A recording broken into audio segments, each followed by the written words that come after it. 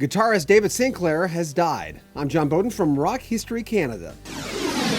He certainly put his stamp on the history of Canadian rock with a resume that included Bryan Adams, Prism, BTO, Sarah McLachlan, among many others. Sinclair died this morning after a battle with cancer. The guitarist had success as a solo artist as well as his own bands like Straight Lines and Body Electric, and most recently his duo project with harmonica player Keith Bennett. He was also inducted into the BC Entertainment Hall of Fame in recognition of 50 years in the music business, and has a star on the Granville Star Walk in Vancouver. Even though David Sinclair's name was not on big billboards like Bryan Adams would be, the real fans, the musicians, they knew he was that good. Sinclair toured with Sarah McLachlan, including the very popular Lilith Fair tours. There was K.D. Lang, as well as Valdy, Susan Jacks, Leon and Eric Bibb, and he appeared on the big late-night shows like Late Night with David Letterman, The Tonight Show, Saturday Night Live, Good Morning America, MTV Unplugged, and the Grammy Awards in 1993 and 98. He was also on the Juno Awards in 1998. Sinclair had a guitar in his hand since he was 8 when his grandmother brought it into the house. In 1982, his band Straight Lines, which also included Bob Buckley, had a top 10 hit with the ballad Letting Go, which is still being played on radio today. The pair also teamed up to form another band, Body Electric, shortly after Straight Lines broke up. Also, that was David Sinclair on guitar on the huge Canadian hit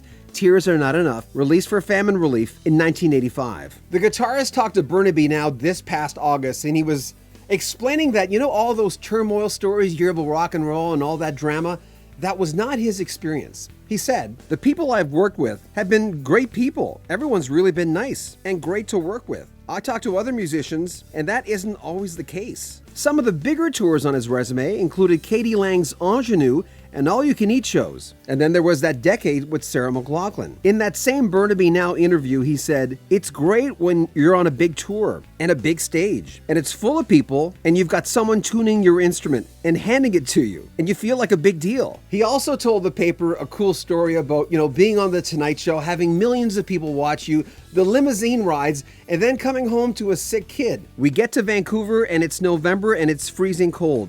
And my son has a Real Estate Weekly paper route, and he's sick. 24 hours later, I'm delivering the Real Estate Weekly. I host a nighttime show in Vancouver called Love Songs on QM-FM, and this album with Letting Go on it is a requested song very often on my program.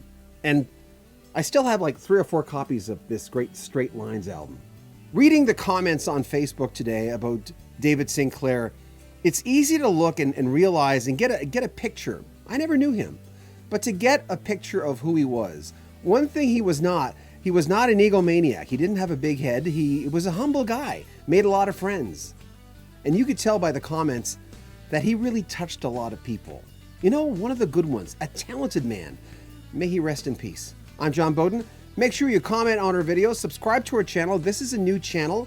Unlike our Rock History Music channel, which is going gangbusters, this is a new channel for just Canadian music. So we'd appreciate if you subscribe, and make sure you share our videos as well. I'm John Bowden from Rock History Canada.